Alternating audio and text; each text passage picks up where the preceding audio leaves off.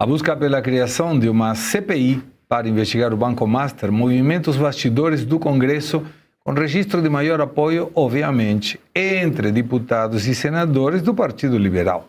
Essa é a sigla do ex-presidente Jair Bolsonaro.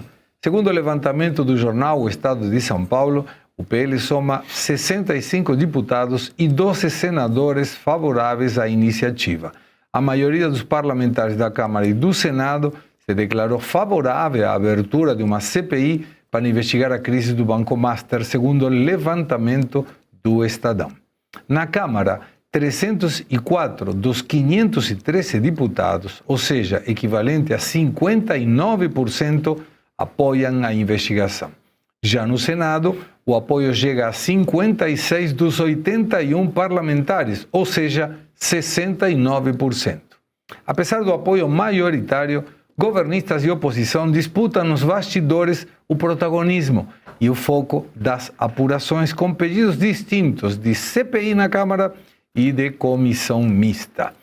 Luiz Arthur Nogueira, quando a gente observa CPI e CPMI, dá a sensação de que estão querendo confundir todo mundo para que nenhuma das duas seja implementada. Mas o fato é que a CPMI tem muito deputado, muito senador, deveria ser aberta e é uma demanda que a sociedade toda tem. Ao final, nós estamos vendo INSS, absurdo, fraude dos velhinhos e daquelas pessoas que precisavam. O Banco Master, que não foi uma fraude pública, mas provavelmente, e todo leva a pensar isso, tem muito político, ou seja, tem muita figura pública envolvida nessa situação. Nós precisamos dessa CPMI. Com certeza, Segre. Eu sou totalmente a favor da CPMI do Banco Master, em que pese tem acabado de defender que as outras duas CPIs que estão aí em vigor, a do INSS e a do crime organizado, também podem ajudar na investigação. Tem muito em política envolvido no Banco Master? Com certeza. Basta você ver quem não está querendo assinar para começar a suspeitar, porque quem não assina a CPMI é porque tem medo de que a investigação ocorra. A minha única dúvida, Segre, é qual vai ser o grau de autonomia que essa CPMI vai ter. Por quê? Porque a gente sabe que lá no Supremo Tribunal Federal, o ministro Dias Toffoli centralizou tudo, coloca tudo sob sigilo e não deixa os parlamentares trabalharem. E aí o Davi Alcolumbre se omite, que em tese ele poderia intervir, fazer alguma coisa, ele se omite, e aí as CPIs ficam de braços amarrados, sem conseguir ir a fundo. Por exemplo, quem vai ter acesso a tudo que a Polícia Federal está descobrindo nos famosos celulares Daniel Vorcaro? A CPMI vai ter acesso a esses documentos, a esses dados, a esses materiais? Então, assim, não adianta nada você ter uma CPMI se ela for controlada pelo Supremo Tribunal Federal. Mas, de novo, temos de abrir a CPMI na marra e que os parlamentares tenham coragem de confrontar Dias Toffoli e outros ministros que eventualmente queiram blindar essa investigação. O Luiz Arthur tem razão, Segre, se me permite.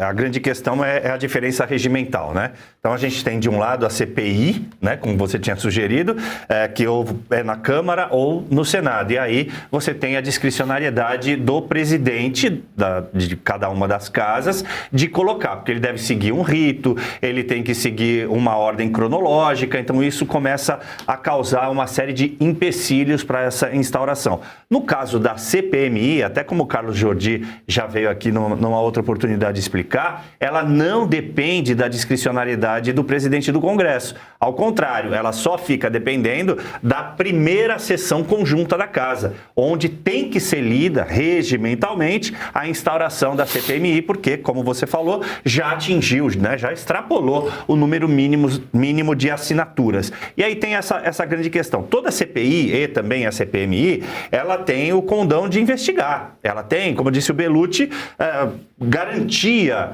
constitucional para ir atrás daqueles que possivelmente cometeram ilícitos, né? Mesmo que a gente não saiba quem são, você pode investigar as atitudes das pessoas desde que estejam satelizando aquele evento, aquele fato. E a gente nunca sabe como vai terminar, de que maneira você vai ter aí aquela questão da proporcionalidade entre os parlamentares. Mas não importa o resultado da CPMI, não importa o relatório da CPMI. O que importa é isso que a gente está trazendo aqui, são as investigações. E eu defendo também, como o Arthur, que ninguém seja poupado, que todo mundo seja investigado. Tá no meio? Então que se investigue. Esse é o sonho de muitos de nós, em que quem configura a CPMI diga, vamos fazer um acordo. Você quer chamar o Caivano? É meu amigo, chama. Bora. Chama. Você quer chamar o presidente Lula? Chama. Quer chamar o Lulinha? Chama. Vamos mesmo mostrar para a sociedade que aqui no Congresso a gente trabalhando seriamente e não estamos trabalhando para proteger ninguém, mas isso parece uma utopia, né, professor?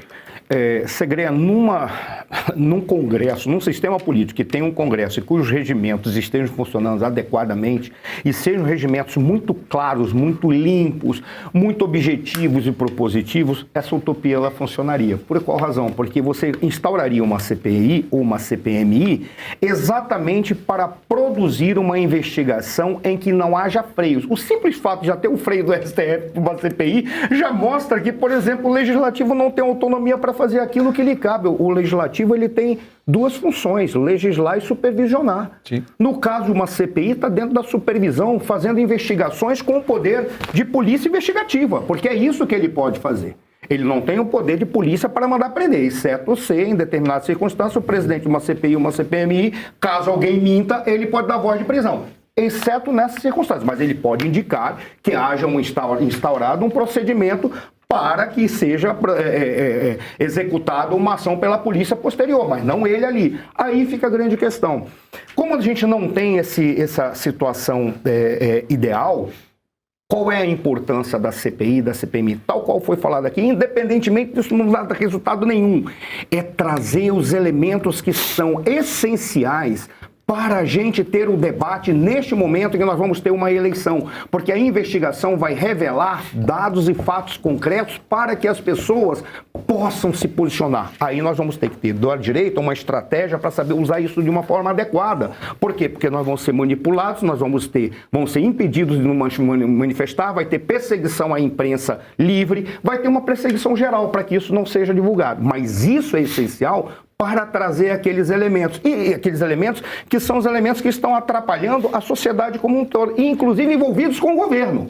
E são muitas pessoas envolvidas com o governo. Isso vai ser importante. Como eu concordo, realmente indifere o resultado da CPI e CPMI. O que importa é a investigação e os elementos concretos que vão ser apresentados. Esse é que é o elemento-chave. Além disso, consegue trazer também elementos para aquilo que é uma pauta propositiva que vai ter nesse momento. Quando o governo estiver colocando questões de economia para fazer demagogia e vai querer obrigar todos os parlamentares a votar nas suas propostas de projetos de políticas públicas, que são apenas demagógicas. Assim, nós vamos ter elementos concretos da corrupção para tentar, de alguma forma, dar para os parlamentares subsídio para dizer, essa é a razão pela qual eu não vou votar nisso, porque ele está fazendo demagogia aqui, mas tem dinheiro que está sendo desviado por lá, como foi desvendado na CPI ou na CPMI. Essa é a importância. João.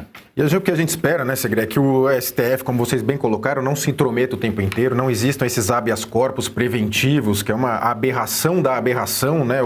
A pessoa é convocada para depor, para prestar esclarecimentos na CPI ou CPMI, e ela pede um habeas corpus preventivo para o Supremo para não falar, não se comprometer, o que é um absurdo total.